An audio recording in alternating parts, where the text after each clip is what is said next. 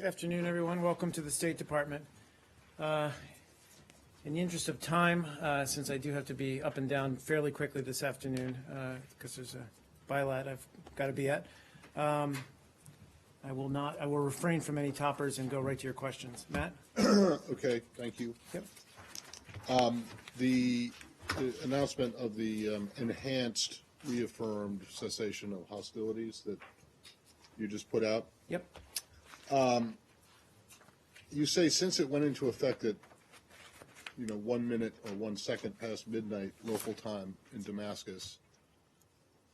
I'm just that's what it says. Since this went into effect today, but Right. if fighting continues, how can you say it went into effect? Well, because, I mean, look, that was the agreed upon start for this, as you put it, or as we put it, this enhanced cessation of hostilities, reaffirmation. It began at 12:01 this morning, Damascus time.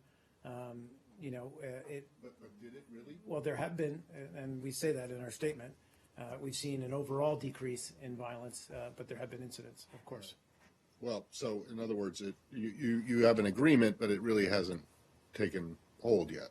It's not complete, and that's frankly that has been the case throughout the cessation. Right. Frankly, writ large, Right. we've seen Okay. overall reduction, but yeah. Okay, and then my last one on this, I'm just Yeah. curious, it says that you're coordinating closely with Russia to finalize enhanced monitoring efforts of the renewed cessation, and that you look to the Russians to press the Assad regime for compliance, and that you'll do your part with the opposition.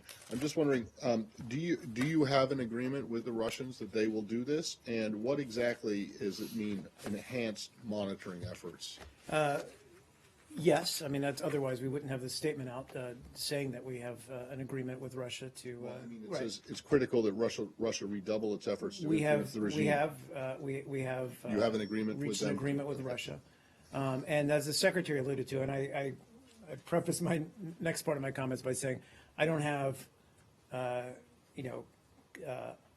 high level or I can't get into the minutiae of how this new structure will look, but the secretary spoke about it the other day in Geneva, that we're looking at enhancing our personnel in Geneva. The Russians are doing the same, and with the goal or aim of really intensifying our efforts to look at these areas where the ceasefire is being reaffirmed or cessation.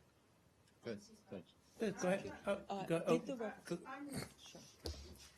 That's how it happens, I think. Okay, go ahead, Leslie, and I'll get to you. So you probably saw today that France has called a special meeting of Friends of Syria for next week. Yep. Is the U.S. attending that? Nothing to announce at this point. Obviously, the Secretary has been in touch with his counterpart in France, Ayrault, Foreign Minister Ayrault, for this week. I'm just looking to see when they last spoke. But I always look at the wrong date of these.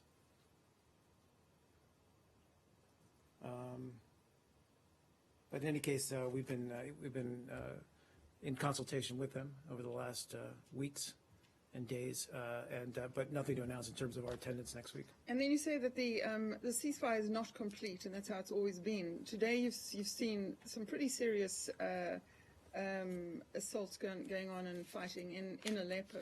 How many days or how long do you believe that will take effect? Well, I mean, look, we have also said, and the statement said as much, that there has been a decrease in the fighting, in the violence in these areas, specifically in Aleppo. But it has not been, of course, complete. And that's what we're striving towards. That's the goal here. And not just in Aleppo, but throughout Syria. And in fact, we said that in our statement. Our aim here isn't to just simply establish a bunch of truces, if you will, in various parts or hotspots around Syria. Our aim here, ultimately, is to get this cessation back into credible enforcement or credible state in the next coming days and weeks, so that ultimately we can reduce the fighting, increase humanitarian assistance to those parts. The Secretary spoke to this yesterday. Those parts have not received it, and then get negotiations back on track. So you believe that by tomorrow there would be this fighting will have stopped in that area? I or can't you predict don't that know? right now, Leslie. And And of so- course, that's look, I mean, that's a reality of this. I mean, we're going to put influence on the parties over which we have influence. The Russians are going to do the same on their side. But ultimately, neither the Russia or the United States can predict fully that that's going to have an immediate effect. But today Lavrov said that Bashar Assad is not an ally for Russia. Do you really expect him to have that kind of influence on the ground? Look, Russia has, we believe, influence on the Syrian regime, of course, most notably through their military support of the regime over these past weeks and months. I can't speak to what Foreign Minister Lavrov meant by his comments. Certainly, you know where we stand on Assad's future. Please, let me take her question. I'll get to you, Said. Did the rebels that the U.S. is in contact with in Aleppo agree to separate themselves from al-Nusra there? Again, that's this agreement or reaffirmation is predicated on the fact that both the regime and the opposition who have signed up to this cessation will act accordingly and in good faith. Tell Let you me that finish. they're Let me gonna finish. distance No, let me finish. themselves So, in order to maintain this cessation or this renewed cessation of hostilities, it's incumbent on them, and it's what our message is to them, that they cannot interact with those parties on the ground who are not part of that cessation. Let me finish. And that's been a consistent message from us. That said, let me finish. We also are cognizant of the fact that, and the Secretary himself has spoken to this, I think in Geneva, and we've said it before, that the situation on the ground in Aleppo city in particular is very fluid and very complex, and there has been quote unquote intermingling of some of these groups. We need to separate them. We need to clearly delineate who is where going forward in order for this cessation to have effect. I understand your message to them. Yeah. What is their response to you? Well, again, I mean, I don't have their immediate response to this latest reaffirmation today, but we are going into this believing that we can influence them to abide by it. Sir, if the U.S. has hard time separating the rebels from al-Nusra in Aleppo, do you expect Assad forces to do a better job, or do you expect them to stop attacking al-Nusra in Aleppo altogether? What we need now is a complete de-escalation of the violence, and that's what we're looking for all sides. What we have seen over the past several days, certainly, but weeks, is on the part of the regime is, and again, the Secretary spoke to this much better than I will be able to, but just blatant attacks on civilian populations, on hospitals, on medical facilities, and again, targeting civilians that are unacceptable, no matter how you justify them, whether you're going after al-Nusra or whatever, however you justify them, it's just simply unacceptable. It needs to stop. And the Secretary spoke yesterday that attacks on both sides on civilians need to stop. So what we're looking for now is a cessation, a credible cessation in and around Aleppo. Please, Saeed. To follow up on the Lavrov, he also said that the United States wanted to extend areas under the control of al-Nusra as part of the truce, and that the Russians actually rejected that. Could you confirm That's or deny that? inaccurate. That is completely false? It's inaccurate, Would you yes. say that that is completely That is false? inaccurate. Would you say it's inaccurate? Yes, I would say it's inaccurate. Can I just ask you didn't one say thing accurate. on this comment that he made about Assad not being an ally? Does that sound any different to you than what the Russians have been saying for the past 4 years? I mean, Putin himself has come out and said that Assad is not an ally and that it's not up to the Russians to stick up for one leader or another. It's up to the Syrian people to decide. I mean, the Russians have said, and publicly as well as privately, is that they don't want to see a power vacuum exist in Syria, But I'm and gonna hence, ask no, you, I'm is saying it- that's how they are justifying their Do you support for see- the regime. Yeah, but do you Yep. see this comment today as any change in the Russian position? Again, I don't want to necessarily signal that we see it as any kind of significant change. Frankly, to me, it sends a message to Assad that that we think is a helpful one. Let me just go back to my question. Yeah, sure thing. He also said that this leads them to believe that you are either manipulated or influenced by forces that don't wish to have al-Nusra attacked. Do you have any comment on that? I truly don't. I don't know what he was Alluding to. alluding to. Thank you. Thanks, alluding to in his comments. Please, Pam. Can you clarify, with this new cessation in Aleppo, the U.S. and Russia, of course, is spearheading this, but has either side received assurances from the Assad regime and as well as from rebels on whether or not they're buying into this and are ready to comply with it? Well, again, I think, so two things. One is, this all hinges on the fact that, or the idea that we, as well as the Russians, can influence the main combatants on the ground to uphold a cessation of hostilities.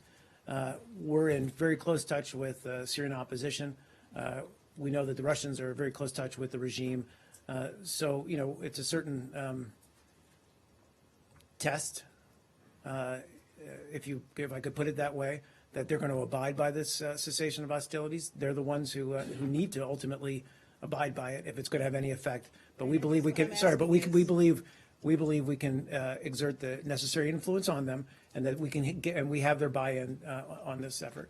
But neither side has said, the regime or the opposition has stated to you, we're going to agree with this cessation at this point. Well, again, I'll let them speak for themselves, but we believe that, at least on the opposition side, that we have their buy-in.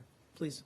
Does the administration consider sending MenPats to the rebels in Syria or approving the delivery of MenPats by coalition partners?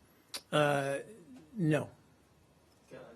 Yeah, enhanced monitoring. Yeah, I'll get to it. You said before that you seem to be very Apologize. confident. First part of your enhanced. On the enhanced monitoring. Yes. Previously, you've expressed a lot of confidence in your ability to monitor. There's never been any talk about monitoring shortcomings. Where you've acknowledged shortcomings is that there's no enforcement at all. So what is the enhanced monitoring actually going to do? What haven't you been able to do, and why are you not doing anything on the enforcement side? Again, I can't go back and look at everything we've said about our monitoring efforts to date. But I think we, but I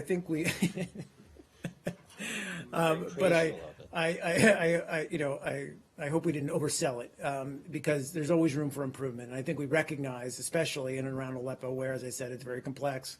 There's intermingling. It's very difficult to define exactly who is where, that we need to do a better job. And I think this is a recognition that we need to do a better job coordinating, again, where we believe the Syrian opposition is, and then communicating that to the Russians, and then and through the Russians to the regime, so that we can, again, de-escalate the violence there. But I don't think the complaint on either side has been that you're not monitoring well enough. It seems to be that nobody gets in trouble for killing people. So what are you doing on the enforcement side? Well, look, we've talked about this again before, and on the enforcement side, it's ultimately incumbent on the parties who adhere to the cessation to obviously uphold it. And if they give up on, let me finish. Give me the quizzical look. This self-enforcement. Well, I mean, in a sense, yeah, yes, Brad, because After listen, 500,000 people die, that seems to have been a failing effort, hasn't it? But Russia has influence on the regime. Russia can send a message to the regime that they are not in this for the long haul, and that there is no military solution, and that any such belief in a military solution is an ultimate military victory in Syria is fantasy. We also need to convey that same sentiment to the opposition, so that both sides recognize that it's incumbent on them to uphold this reaffirmation, and that it's incumbent on them to go back to Geneva and engage in serious political negotiations to find a political solution. Please, Michael. Enhanced monitoring, does that mean NGOs? Or, I'll get back to you. Or I just, electronic? yeah, that's okay. I've given you what I have. So it's basically, the Secretary spoke to this, increasing the personnel on the ground. I don't have exact numbers, but on both sides, so that they can do a better job closer contact and closer coordination. Please.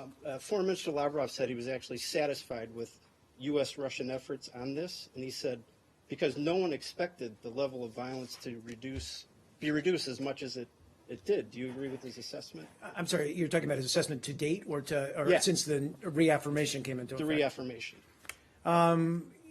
Again, I mean, the ultimate goal in any of these things, Michael, is to have 0% violence or 0 cases of violence. But, I think looking at the overall picture, we are, I don't want to say satisfied because that implies that we've reached our goal. We have not. But we have seen a significant reduction in the level of violence. So we believe that this is worth pursuing. One more question. Yes, sir, on, Michael. Yesterday, the hospital bombing. Have you reached out to the opposition about the hospital bombing in Syria? I'm aware. I mean, we're obviously in near constant contact with them or frequent contact with the opposition. And I'm sure that what we said publicly, what the Secretary stated publicly, was conveyed to them in our private conversations as well. Secretary But- Kerry said he urged both sides. Correct. And a lot of times when when the regime does it, you call out Assad specifically. Why don't you specifically? Michael, we're trying to get more granularity on what exactly happened. That's part of the process here, but don't have anything to add at this point. Michelle? I have 3 questions. One, in your statement, you said we welcome today's reaffirmation of the cessation in Eastern Ghouta for the next 48 hours. That means the cessation will stay only for 48 hours? What did you mean by that? Well, I mean, you recall that when of Latakia and East Ghouta cessation came into effect, there was actually a time frame. It was 24 hours, I think, in Latakia and 48 hours initially in Eastern Ghouta. And forgive me if I have those reversed. I apologize. But as it went forward and appeared to at least have some purchase or have some effect, we've seen this extended throughout the week. And ultimately, as I said, our goal here is to have it, in place permanently. But we've kept extending the time limit for the cessation, so it solidifies and strengthens. And same Yep. timeline for Aleppo too, 48 hours? You know what? That's a good question. I'm not aware that there's and forgive me, I'm not aware that there's a specific timeline for Aleppo, like a time frame or a deadline or whatever. You announced the Ghouta and Latakia ceasefires. Did you announce a time frame for those, or was that the Russians who announced the time frame? It was the Russians and the Syrians who said they would recognize that certain time frame, but it was with our understanding that So was your the. communications up to date haven't included the time frames. You've just said there was a reaffirmation of ceasefire. No, and I said we welcome the reaffirmation ceasefire for the next 48 hours. So I apologize. So If is that was the first unclear. time you've acknowledged that these were time limited. Previously, I think we have, David. I think we have. okay. I think we have. But The Russians to sign off on this statement and make it a joint statement so that it's not just yours?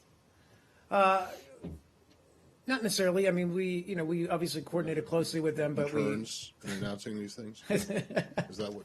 Well, no, I'm not meaning. No, I'm okay, not I'm trying sorry. to be funny. It's No, just no, that, okay. the I mean- first one was announced by the Russians. Yeah, This one's announced by you guys. Why don't you do it together to show some kind of solidarity? we'll take your suggestion under advisement. Two more Please, Mark. questions, Mark. Michelle. On the manpads, Saudi foreign minister has asked the international coalition to provide the manpads to the opposition.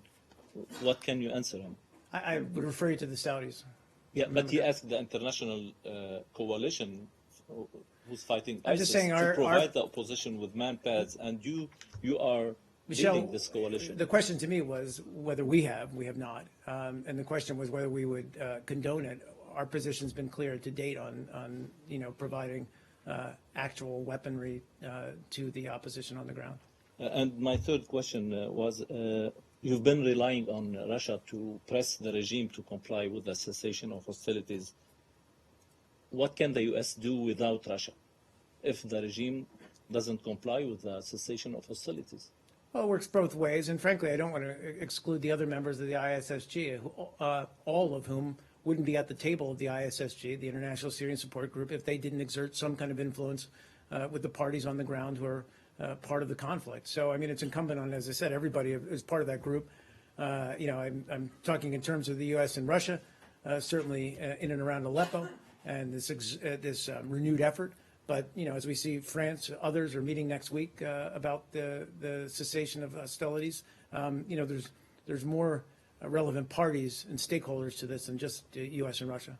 Please, sir. Mark, yesterday, the secretary said the target date for transition in Syria is 1st of August. Yep. And he said, so either something happens in this next few months, or they are asking a very different track. And I was wondering if you can elaborate on that different track. No, I won't. At this point, we're committed right now to the cessation, getting it in place, or getting it renewed or reaffirmed, and then also pursuing political negotiations and a political process that leads to a transition in power. So I don't want to talk about what ifs or what nexts. The secretary was alluding to, or not even alluding to, but talking about the fact that that there is this August deadline, if you will. It's a timeline with target dates that was already built into the political process, and that was in both the ISSG joint statements as well as in the UN Security Council Resolution 2254. And again, the idea behind these deadlines is sometimes they can be forcing mechanisms. They can help, clarify to the parties involved the need to and the urgency of the situation and the need to engage. Can you clarify what they have to achieve by August the 1st? I think it's to establish the framework for a political transition, as well as a draft constitution. Please. Iran, I just have a quick one. Syria. I have very limited time, though. I mean, I just don't. I apologize. If we have time, let me take a look. A few more questions. I'll come back. I apologize, but go ahead. I just want to know if you saw the comments by this deputy IRGC commander about closing off the Straits of Hormuz to the U.S. The Iranians have said this in the past or made this threat in the past, and you guys have always brushed it off.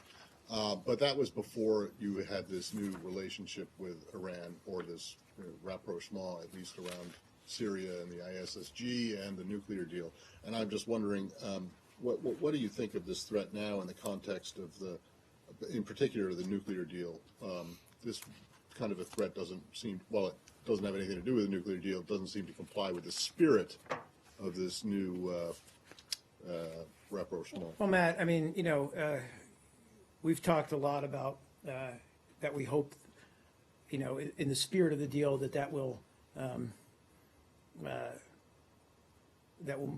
spread into other aspects of our relationship with Iran, or Iran's relationship with the rest of the world. We can't predict that that's going to happen.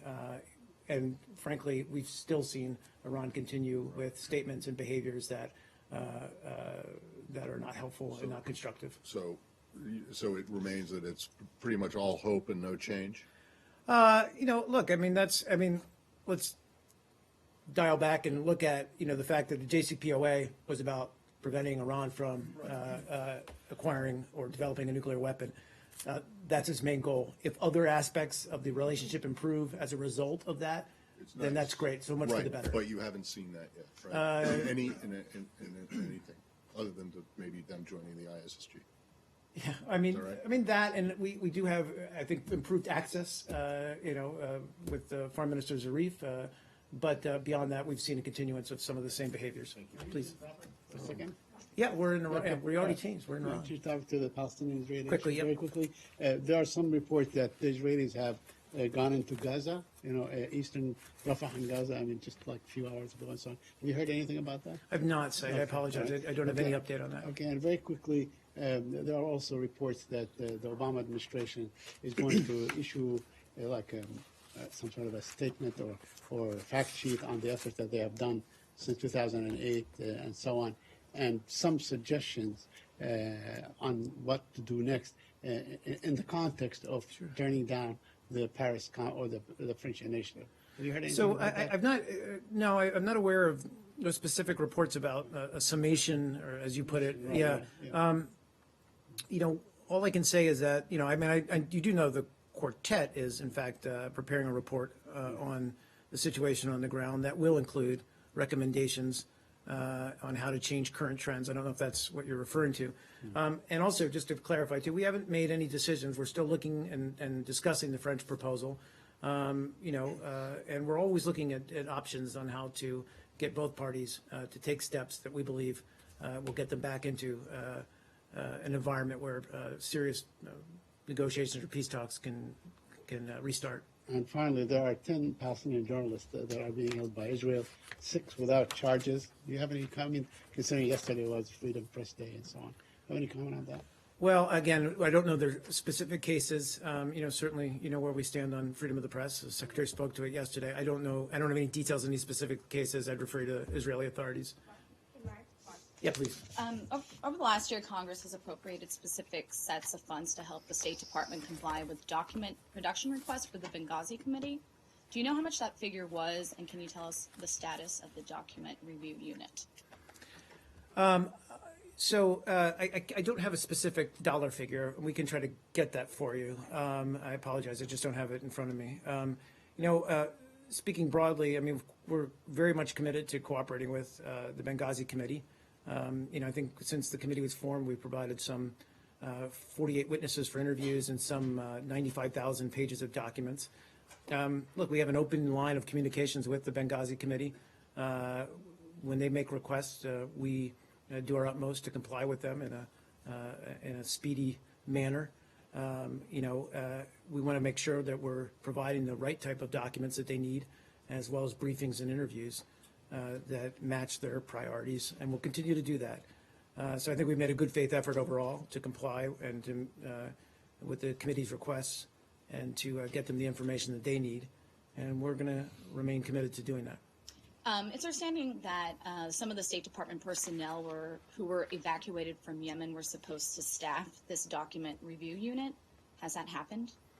I don't know. I mean, we did look at, I don't have that level of detail. What we did look at was in terms of our FOIA request for the Clinton emails, we did ramp up our efforts and our staff and personnel who were looking at both that as well as, we've talked about this before, the sharp increase in FOIA requests. Now, I don't know if that same approach has been applied to the Benghazi Committee. I'll just have to take the question. Okay, and then was the Benghazi Committee staff helpful to the State Department in securing these funds from Congress? I know you didn't give us a figure, but yeah. For this purpose. You know what, I don't have, again, I apologize, I don't have clarity on that, so I'll try to. Okay, yeah, thanks. Please, in the back. Hey, just back to Syria. Back to Syria okay. really quickly. Sure. Are there going to be efforts to look at other cities for partial ceasefires? Like I heard from an aid organization that fighting in Homs is gotten very intense. They're having trouble getting access there. Sure. Are there other places that you're kind of looking to extend this in the coming days? I mean, we're really, trying to take a systematic approach. We began in Latakia and East Damascus. We've now attempted to apply the same reaffirmation to Aleppo. Ultimately, yeah, we want to see this spread throughout Syria, this reaffirmation of the cessation of hostilities, because we have seen pockets of instability, we've seen pockets of violence continue, and we need to, as I said, systematically go try to address these pockets where they exist.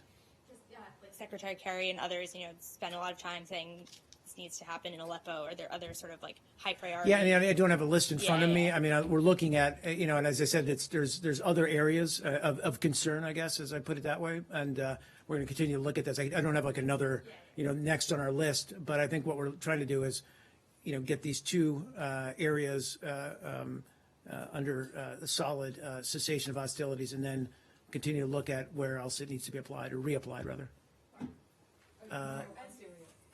Yeah, please, and then I'll get to you. Can you show the public that the money that was reprogrammed, the funds for it, that Congress set aside for this purpose, has actually been used for this purpose and not other things? The funds reprogrammed for the Benghazi Committee. Document production requests. Yeah, I'll look into that again. I don't, if they were reprogrammed for that or that funding was provided, I'm fairly certain that it would have been used for the purpose for which it was set up for. Yep. For the ceasefire to hold in Aleppo, do you expect Assad forces to stop attacking al-Nusra, given that, as you said, the lines between rebels and al-Nusra there are fluid? Again, it is a very fluid situation. Nusra is not party to the cessation. We all know that. But we have not seen the regime's actions specifically targeting Nusra. In fact, we've seen them targeting civilian populations as well as opposition groups. So what we want to see is them to comply, the regime to comply with the cessation of hostilities, which only applies to those who have signed up to the cessation of hostilities. Please, yeah, quickly. Do you have any information about North Korea preparing a fifth nuclear test soon? or tomorrow or whatever? No, I don't, and I don't know that we would preview that. Bahrain. Yeah, sure. I'm wondering if you, or if the embassy is planning to send anyone to the scheduled court verdict tomorrow for this opposition guy who's been in prison for a while. His name is Khalil Halwaki. We'll take it, Matt. And then secondly, tomorrow is also the month anniversary of the date of when the Bahraini foreign minister told Secretary Kerry, standing next to him, that this woman would be the other woman that we're talking about. And we'll use this anniversary, 1 month anniversary, to urge the government of Bahrain to follow through with its publicly announced plans to release her. So as far as you know, that pledge that the foreign minister made Yes. while he was standing next to Secretary Kerry has not been fulfilled. As far as I know. Yeah. Wasn't that court ordered as well? I'm not sure about Although that. dressed as a humanitarian gesture? I'm not sure about that. Do Sorry. you have any updates on this back and forth between the U.S. and Venezuela on visas, please? Back and forth. You mean the comments by Venezuela that we somehow withheld visas for? Yeah, well, it really started last year, didn't it? Yeah. Look, I mean, we're aware of the reports that Venezuelan officials were denied U.S. visas. We can't talk about visa records. They're confidential under Section 222 of the Immigration and Nationality Act. But